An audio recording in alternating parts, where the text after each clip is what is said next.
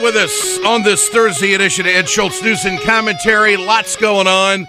Let's see now. We got a guy who's going to take the fifth in the Hillary Clinton email scandal. That's not good. Now, Democrats, be fair about this. Critics, be fair about this, okay? When Governor Scott in Florida took the fifth 75 times on a Medicare fraud case, everybody was all over him. It never looks good when you take the fifth. This isn't about politics. This is about legalities right now, and I wish Hillary would come clean. We'll talk more about it. Joe Biden's talking like a candidate. Elizabeth Warren made a comment to the Boston Globe about the possibility of her candidacy and her long conversation with Biden. And also the Iran deal unfolding yesterday was the 34th Senate vote, and that's Schakowsky, who's retiring from Maryland, says that she will vote in favor of the deal. So that, of course, engaged a lot of activity over in the House. Nancy Pelosi wrote a letter to all of the Democrats saying, come clean, where are you going to be on this? Because we're going to get into it next week. There's probably going to be a vote next week. In fact, Kevin McCarthy, who runs the schedule, says there will be a vote next week when they all come back from their summer recess. So with that, the conversation's hot and heavy on Iran. Is it the right thing to do? It's about the best thing the Republicans have to talk about on the campaign trail right now to differentiate themselves from the president, to make the president the boogeyman in all of this. The fact of the matter is that staunch conservatives are against it. Those who are supporting Israel are against it. And one of them is Mike Huckabee, who puts it this way. Iran has never stopped their rhetoric of death to America and wiping Israel off the face of the map. This is a dangerous agreement, and I really resent that the president has portrayed this as you either accept this deal or you want to go to war. I think that's utter nonsense. I think it's a kind of demagoguery that is certainly inappropriate to use, and this puts America, Israel, and the rest of the world in a very, very dangerous place. You know, this is so contradictory, what he just said. We all know that the Iranians are moving forward, okay? And if we don't have this deal, they will continue to move forward. But in the first part of that soundbite, Huckabee's talking about how their rhetoric to annihilate Israel and start everything. But the president, when he capsulized it, saying, look, we either do this or we slow them down and we end up possibly going to war, he has trouble with that. So you wonder why Huckabee's in the toilet. But this is about the best thing the Republicans have to talk about if it's not Donald Trump. So what is going to happen in the House? Is this going to be a problem in the House? Will there be the votes to secure it? The vice chair of the House Progressive Caucus is Congresswoman Jan Schakowsky. She joins us on this Thursday. Congresswoman, good to have you with us. So good to talk to you, Ed. You bet. Okay, where do you stand on this? Is this being overplayed by the Republicans as it stands right now? You know, the same neocons who stampeded us into this really bad war in Iraq are now saying that we need to scuttle this deal, which actually would stop Iran from having a nuclear weapon and do it in a way that relies on diplomacy and negotiations, and the entire rest of the world supporting that negotiation and keeping their eyes on Iran. One thing I want to say, though, you said that the deal is opposed by people who support Israel, and that is just not true. Almost 70 former security, intelligence, and military leaders, former leaders in Israel, have urged Prime Minister Netanyahu to accept the deal. I am a supporter of Israel. Look, Netanyahu said also that the interim deal was a really bad deal, and of course we know Iran did not cheat on that interim agreement, and now we've got the support of all the world except for Israel in moving forward with this bill. I appreciate you correcting me on that from the standpoint. My point is that the Tom Cottons of the world and the radicals in the Senate who have been beating the drums the most claim that if you don't do this, you're not supporting Israel. Maybe I didn't word that correctly. That's what I meant. Oh, they're always accusing us of that. So in terms of the House of Representatives, I've been one of the leaders of the whip team, spending the time before we left and most of the summer calling members, and I feel very, very confident that we are going to have enough votes like the Senate, to sustain a veto of the, by the President of the United States. Sure. Okay, so where do you think Boehner is on this? And is the Tea Party going to be a problem on this? Oh, there's no question that I believe that a motion to disapprove is going to pass the House, because face it, Ed, if Barack Obama said it was day outside, it's still an Obama thing. Yeah, the Republicans would say it's night, and so they're going to vote against him. They certainly don't want some kind of a diplomatic legacy for him. That's the last thing that they want, and so they're going to vote no, and they've got the majority. So the question is, are we going to sustain a veto? That is, unless the Senate actually gets 41 members, and then the bill doesn't even come up in the Senate. But we're going to have a vote, as you said, that McCarthy promised this week on whether to approve or disapprove. And you know where the Republicans are going to be. But this is a deal that's going to happen. What about the rhetoric surrounding it? For instance, Dick Cheney now leading the charge on the cables, saying that this is a bad deal and it shouldn't be done. Well, I think that's the greatest thing, because let's face it, Dick Cheney was the drum leader, or what do you call it? Drum major for the war in Iraq. He's out trying to make the case that was the right thing to do. I mean, know. they're reinventing history here. Unbelievable. And so I think the more Dick Cheney and Donald Trump and Ted Cruz are saying let's get rid of this deal, I think Democrats will be even more convinced. Okay. They want to be on the side of the president, and they want to be on the side of peace, not war. Here's what Cheney's saying. The deal is propositioned on that it's a good deal, and it's not. It will directly lead, I believe, to an arms race in the Middle East. The Saudis, the Emirates, others are not going to stand by and watch Iran acquire nukes and not have some of them themselves. Do you think that this will ignite an arms race in the Middle East? The opposite. If we don't do a deal, Iran has no restrictions. They will move toward a bomb, and that will force others in the region to do the same. Mm-hmm. Dick Cheney says it's a bad premise. Their premise is that a better deal is to be had, or maybe for Dick Cheney, why even try for a deal? You can't trust Iran. Let's just bomb them. That's his attitude toward how we deal with the rest of the world. Congresswoman Jan Schakowsky, I ask all of House members that I've been visiting with here in August, what did you hear when you went home? What are people talking about? What are they saying about Hillary Clinton's emails? What are they saying about Bernie Sanders' campaign? What are they saying about Joe Biden? I know that's a lot, but capsulize it for us.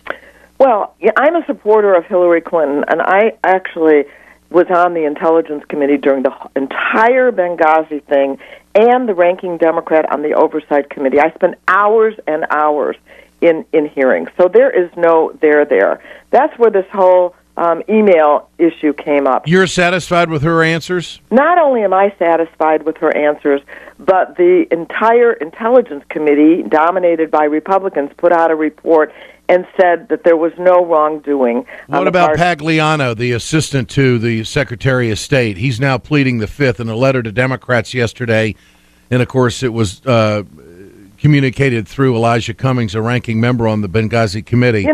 It may be because you cannot win with these Republicans. I mean, they want to excoriate the careers of everyone who comes before them that supports Hillary Clinton or President Obama, and so that may be the reason.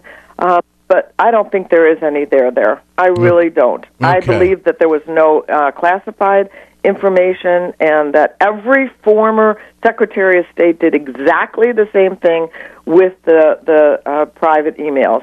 Lanny Davis told us yesterday, and nobody's closer to the Clintons than Davis over the years, that there's been a reclassification of documents, and when Hillary was sending things back and forth, they were not classified. After she left, they were. It's a rather detailed story to tell. Is that how you understand it? That's how I understand it, and I'm Okay. sorry you can't be blamed for something that was not classified if you communicated about it, and then later a different decision was made. Okay. And so What about her communication to Special Envoy to the Middle East, former Senate Majority Leader George Mitchell, who was encouraged by Clinton to use her personal email? Is that an issue? They're going to make an issue out of everything. They're going to dribble out these emails. That's an intentional political strategy in order to do that. And frankly, I think, Ed, there's a lot of sexism here, that they want to go after this this woman. They didn't want an African American president. I don't think they want a woman. They don't want a woman president. And I just feel that a high-ranking person like previous Secretary of State, other than Hillary Clinton, other than a woman, would not be treated with the same disrespect. All right, Congresswoman Jan Schakowsky, always good to visit. Vice Chair of the Progressive Caucus. We'll see you in the future. Thanks for being with Ed. us. You Good bet. to talk to you. Bye-bye. Jan Schakowsky here on Ed Schultz News and Commentary. When we come back, Joe Biden's talking like a candidate. Elizabeth Warren's talking about their conversation. And Katrina Heuvel, editor of The Nation, joins us right after this. Hey, folks, you've heard me talk about BioGreen Clean. I'm going to show you right now on my airplane just how tough this is. I want you to keep in mind, chemical-free, 100% plant-derived, biodegradable. It is the safest cleaner that you can get, and it's the most effective. Go to our website, wegoted.com, or go to biogreenclean.com. www.biogreenclean and order today. It's time to continue our conversation about mechanical insulation. Mechanical insulation is for the piping systems in our nation's commercial and industrial facilities. Facility owners are burning up billions of dollars through the lack of mechanical insulation on these piping systems. Call the iSave team. Insulation saves America valuable energy, and this team of energy conservation specialists is shovel-ready to save you money. Visit iSaveTeam.org to have a specialist give your plant an energy audit. We perpetuate a culture of crime all the way from Wall Street right down to the main street in our hometowns. It's worse than it has been since FDR took control of the problem and said we can't count on industry taking care of the American labor. They probably have already engaged into some type of criminal cover-up, and the law prohibits the government from even doing anything about it. Catch America's lawyer Mike Papantonio on YouTube at youtube.com/GoLeftTV. Subscribe to the Ed Schultz podcast today. Simply log on to iTunes, search for Ed Schultz, and click the subscribe button to have the show delivered to your preferred listening device daily, free of charge. Rate and review the podcast and tell us how we're doing. More details at wegoted.com. So, he's still the Vice President of the United States, Joe Biden, so he's obviously going to speak from time to time, whether he's a candidate or not. But he's joking on the campaign trail about how the media is starting to dog him a little bit. He was at Miami-Dade College giving a speech on education. He had this to say. Let me say to all of those of you who graduated from high school and took some time to get back, it takes a lot of courage. It takes a lot of courage when you've been out of school 2, 4, 6, 8 years to say, I'm going back. I'm going back. And people who aren't willing to risk failing never succeed. By the way, it's amazing how good this school is. Look at all the press you've attracted. Their interest in community colleges impressed me greatly, and I hope that's what they're going to write about. But two issues here. Number one, Joe Biden has got amazing relatability. To say to someone, I know what you've been through. You go back to school. That's so relatable, okay? He understands the path of the middle class. That's his first thing. Second thing, he's still an affable guy, and he has the media moxie and the polish. He knows exactly how to do this. The question is the fire in the belly there? Now, one of the big indications is that he has had a conversation with Senator from Massachusetts, Elizabeth Warren, who is the darling of the left, and who speaks directly to issues that progressives are concerned about. And a lot of people were upset that she did not run for president and says that she won't, but she's never said she wouldn't be on somebody's ticket. She was asked about that at the Boston Globe. You met with Joe Biden the weekend before last? I did. How did that meeting come about, and what did you talk about? He called. He called you personally? He did. He did. Actually, called me twice. And called me once, called me twice. And invited me down. We had lunch. And we talked about policy. We talked about what's happening to America's middle class. We talked about the direction that this country has been going in. We talked about the capture of this country by those who've got money and power. It was, good, long, rambly policy conversation. Was there any talk with the vice president of a joint ticket, even jokingly? It was a long conversation. Okay, so Joe Biden's doing his homework, but there are two issues that are going to jump out that Warren and Sanders are paralleled on, and that's Wall Street, breaking up the big banks, and also trade, the Trans-Pacific Partnership. Joe Biden's out pushing the Trans-Pacific Partnership. He's doing the work for the president, but also he has not really come forward as strong as Warren or Sanders talking about what to do about Wall Street. So where does this leave progressives? How much of a darling candidate would Joe Biden be? Let's turn to Katrina Vanden, Heuvel, editor, part owner of The Nation magazine. Katrina, great to have you with us. Hey, thank you, Ed. Listen, I think all of what you said makes sense. Joe Biden is a guy you can relate to. He's had a relationship with the middle class in this country. A lot of people naturally feel enormous sympathy for Biden's loss of his son, Beau, a few months ago. But I think the landscape out there is tough for Joe Biden at this moment. Bernie Sanders is occupying the Warren terrain. Senator Warren, someone I greatly admire, chose not to run. Bernie's there. The surge is clear. Not only in the crowds, but in the polls in New Hampshire and Iowa. I think, the other thing about Biden, you're right on the policy issues on Wall Street and trade. And, let's not forget on bankruptcy legislation. He was not on the right side of the angels. That is Senator Warren's one of her key issues, which led her to run for the Senate. And you also have his leading the very tough crime bill in the 90s, which will come up if he enters. And finally, in conversations with some people around the White House, there are these logistical problems, Ed. I mean, how he would run as vice president, not 2012, is a serious issue in terms of money, time, and pulling it together. So I just think on the issues, not to be too wonky, space isn't really there for him now unless Hillary Clinton truly falters.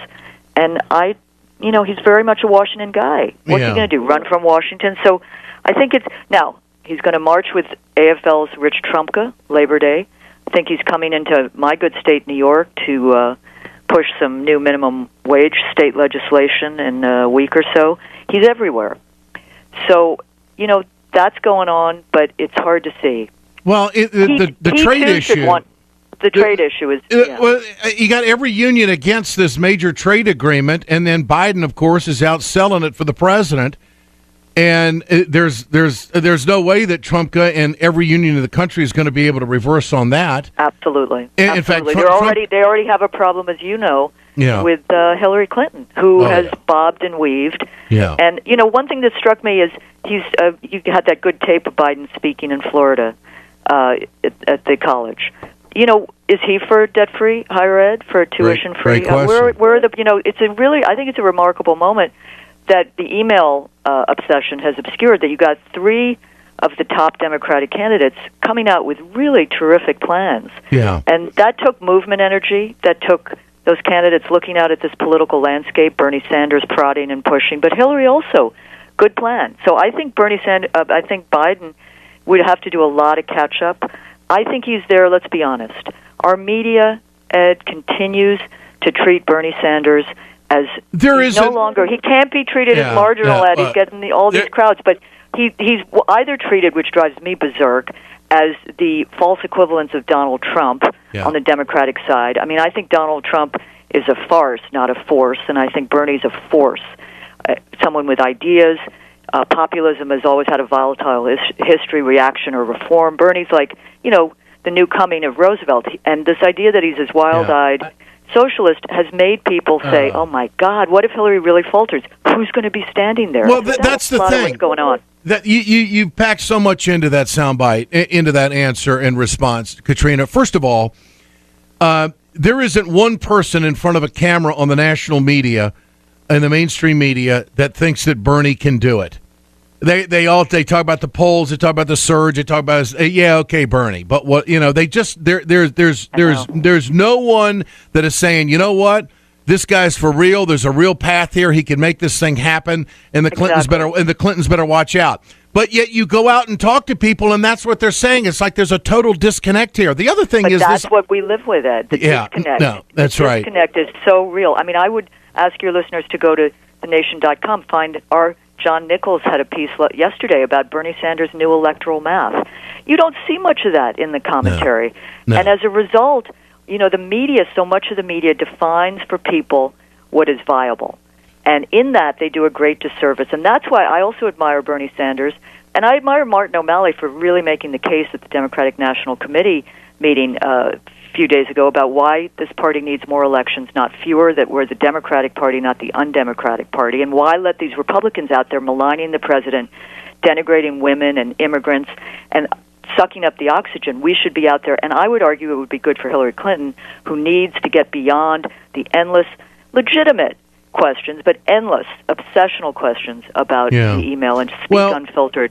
But Bernie is a real candidate, but it's very tough in this country to get beyond that. And I respect, just my last point, that he will not slam Hillary Clinton. I mean, it's pathetic that corporate media, for the most part, wants him to take her on instead of laying out his issues. That is what's happened to a media that is often too much about personality and not the issues. Exactly. In fact, every interview he does, they're fishing to get him to say something negative about Hillary, and he won't do it. And that's part of the attraction, I think, that people really want, a purity and a genuality when it comes to the issues, and that he is running an issues campaign. Now, Elizabeth Warren, is she an ace in the hole for anybody? I mean, I think what she did. Good question, Ed. I think what she did in going to meet with Joe Biden was she wanted to say, "Hey, I'm an independent player here. I certainly haven't endorsed Hillary Clinton. I'm not endorsing Bernie Sanders, O'Malley. I'm here. I'm my own person. I have my issues. I have my portfolio," and she knows very well she has a real following. So I think she's, going to talk to everyone. And I liked her sense of humor in the clip you played. So we'll see. But I think she has, this. I mean, she has a podium that few have in this country. When she speaks, people listen, and she can, use her advantage very well, very carefully, and I think she's going to do that. But she decided not to run, and she sees, elections that are also about putting a mirror up to this country. You see with the Trump stuff, there's, an ugliness in many ways, but with Bernie, she could have occupied that space. She chose not to, so there may be, all kinds of thoughts about that, but she sees the energy. I think the question, Bernie Sanders will be on this production tomorrow. I think the question for Bernie is, will you ask Elizabeth Warren for her support? Because there's very clear distinctions between where she stands on issues, which we touched on earlier, and where the other candidates are.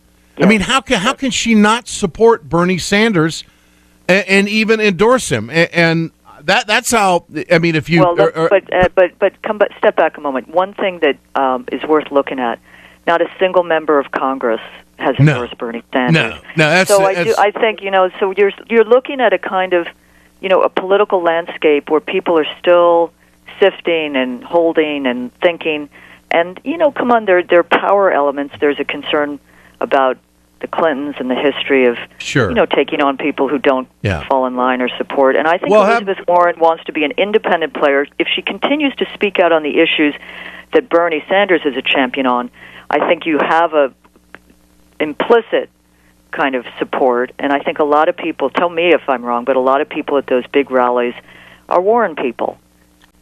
Here's one of the things that I have come across is this narrative that's being pushed out there by those who oppose Bernie or even question him, and now it's infiltrating into the people that support him.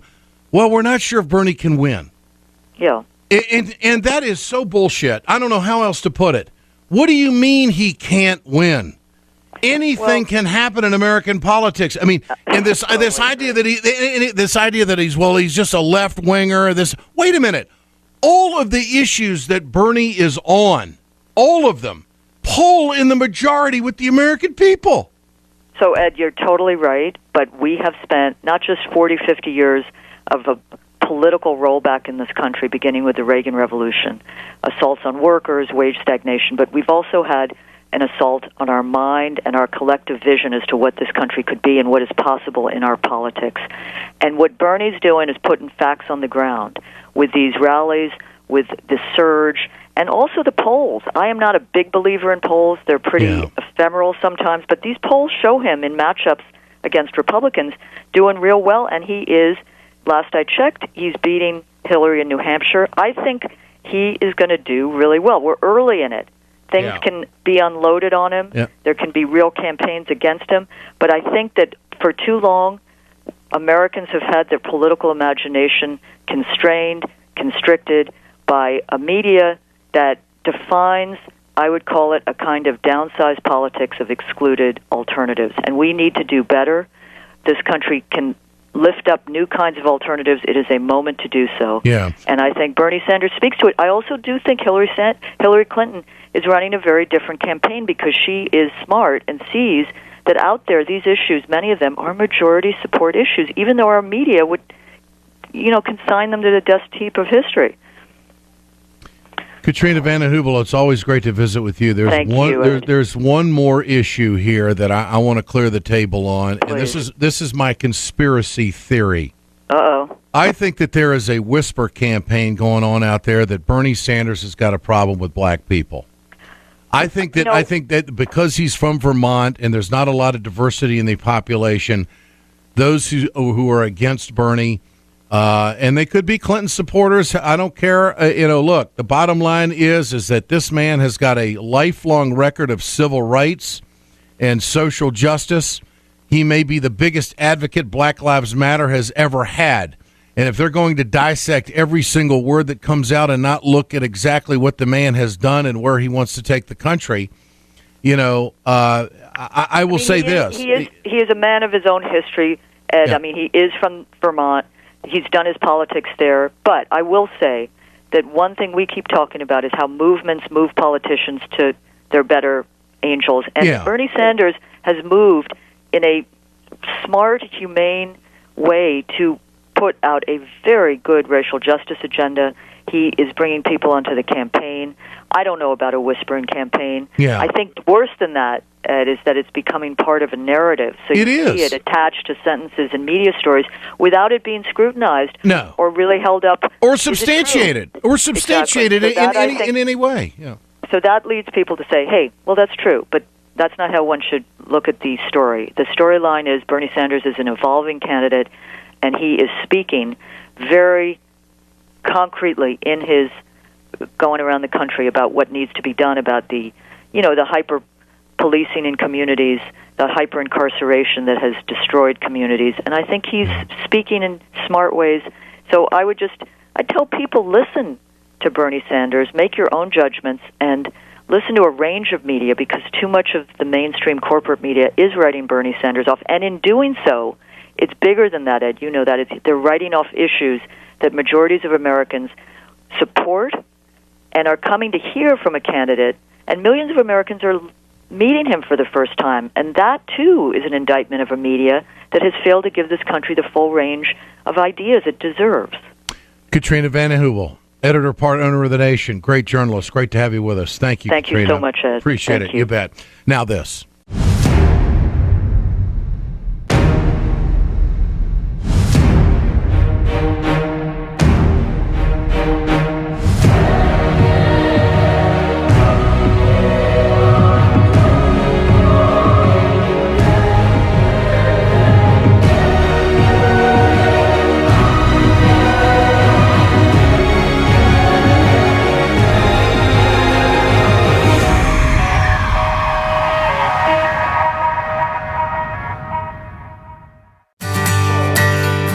From the steel mills of Pennsylvania to the auto factories of Michigan, to the modern makers movement, manufacturing makes our nation great. I'm Scott Paul, president of the Alliance for American Manufacturing. We bring business and labor together to advocate for policies that everyone can agree on. Together, we can strengthen manufacturing and create good-paying American jobs. Help us keep it made in America.